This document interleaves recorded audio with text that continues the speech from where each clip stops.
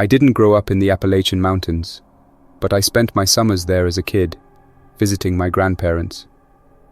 They lived in a house so old it looked like it had sprouted from the mountains themselves, made of dark wood and stone, settled deep in the forest with no other homes in sight. It was the kind of place where silence felt heavy, as if it were watching you. Grandpa always warned me about the well. "Never go near it," he'd say, "no matter what you hear." It was old, made of crumbling stones, covered by a rusted iron lid. To a curious kid, it looked like the entrance to a hidden world. One night I heard something, a voice. It sounded young, like someone asking for help. I sat up in bed, heart pounding in my ears. The voice came from outside. For a moment, I convinced myself it was an animal, maybe a coyote. But then it called my name. "Jacob, Jacob, help me." I shot up, wide awake now. There was no mistaking it.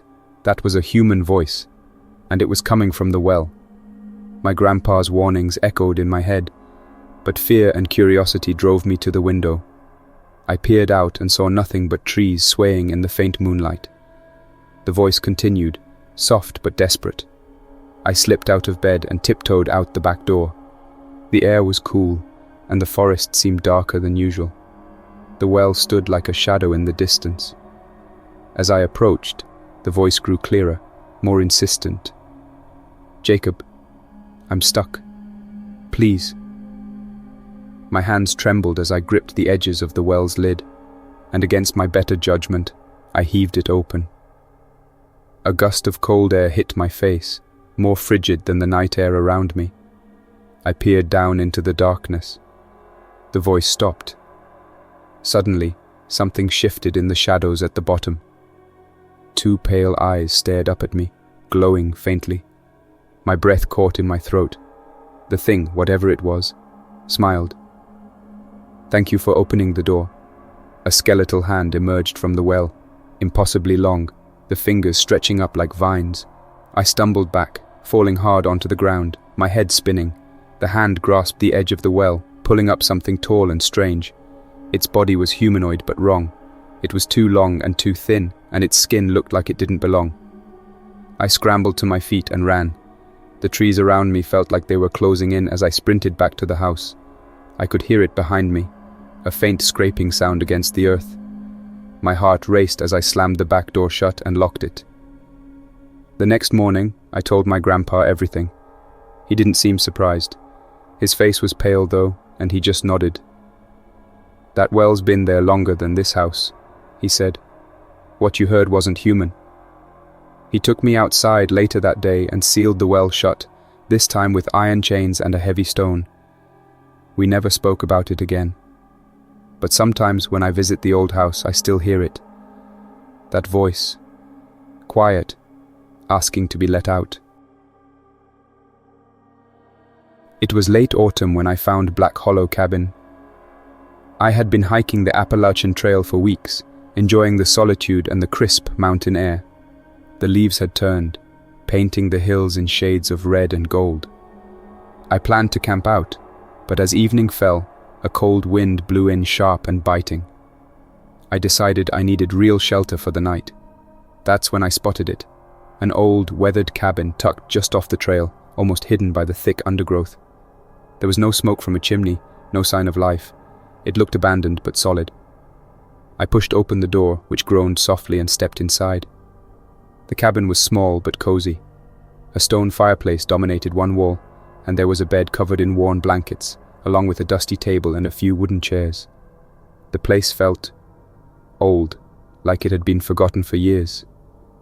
But it was warm, and I needed the warmth. As the night wore on, I settled in, grateful for the shelter. The wind howled outside, rattling the windows, but inside, the fire crackled and popped, filling the room with a soft orange glow. I should have felt safe, but something wasn't right. It started with the noises. At first I thought it was just the wind playing tricks, but soon I realized the sounds were coming from inside the cabin. I heard soft footsteps, slow and deliberate, moving across the wooden floor. I stood still, heart pounding, trying to convince myself it was just the old house settling. But then, something else happened. The temperature dropped suddenly, the fire flickering as if a cold breath had passed over it. I could see my breath in the air, even though I was standing right by the fire. I turned towards the door, thinking maybe it hadn't latched properly and cold air had blown in, but it was shut tight. The footsteps came again, this time closer. "Who's there?" I called out, my voice sounding small in the empty cabin. No answer, but the footsteps stopped right behind me. I spun around, expecting to see someone, anyone, but there was nothing, just the fire and the silence. Then I saw it. A shape in the shadows by the far wall. At first it looked like a smudge in the dim light, but as I stared, it became clearer. A tall, dark figure standing perfectly still. Its face was hidden in the gloom, but I could feel its eyes on me. My skin crawled, every instinct screaming at me to run, but I couldn't move. I just stood there, staring. The figure stepped forward, its form becoming more defined. I saw a long coat, torn and tattered, and beneath it, the vague outline of a face, pale and gaunt, with hollow eyes that seemed to sink into its skull. I backed up, my feet catching on the edge of the bed.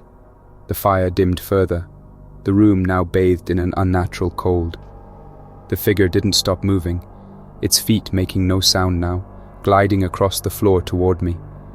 My back hit the wall, and I pressed against it, heart racing. The figure was so close now that I could see its mouth, a wide, unsettling grin that seemed too large for its face. I closed my eyes, praying it would vanish when I opened them, but it didn't. I felt something brush against my arm, cold as ice. When I opened my eyes, the figure was gone. The fire flared back to life, the warmth rushing back into the room, but I knew I wasn't alone. I grabbed my pack and left the cabin that night, not caring how cold it was outside. As I stumbled back to the trail, I heard a sound behind me, the door of the cabin slowly opening, followed by those same soft footsteps. I didn't look back, but every so often, when the wind howls through the trees, I think I hear them again, those footsteps following me, no matter how far I go. And I know that whatever I saw in Black Hollow Cabin is still out there, waiting.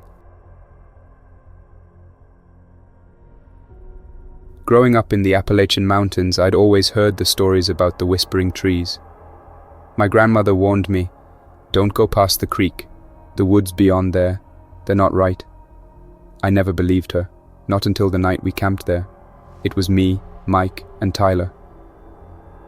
We hiked beyond the creek one chilly October evening, looking for a place to camp. The trail was long, the trees thick, but by dusk, we found a spot and set up a fire. Everything seemed fine at first, until the whispers began. At first, we thought it was the wind, but the sound was too deliberate. Low, almost like a voice, but not a single voice. Many overlapping and muttering just beyond our hearing. It surrounded us, coming from the trees. "You hear that?" I asked, heart racing. Mike and Tyler nodded, their faces pale. The whispering grew louder, clearer. Phrases like, "Come closer and don't leave," slipped through the rustling leaves. The trees seemed to sway, leaning toward us, the shadows stretching long. Panic set in. We packed up in a rush, stumbling through the dark, the whispers growing more frantic with each step. My legs felt heavy as if something was trying to pull me back. I kept hearing my name in the wind, and every time I glanced behind, I swore the trees were moving, shifting closer. We didn't stop running until we crossed the creek, and just like that, the whispers stopped.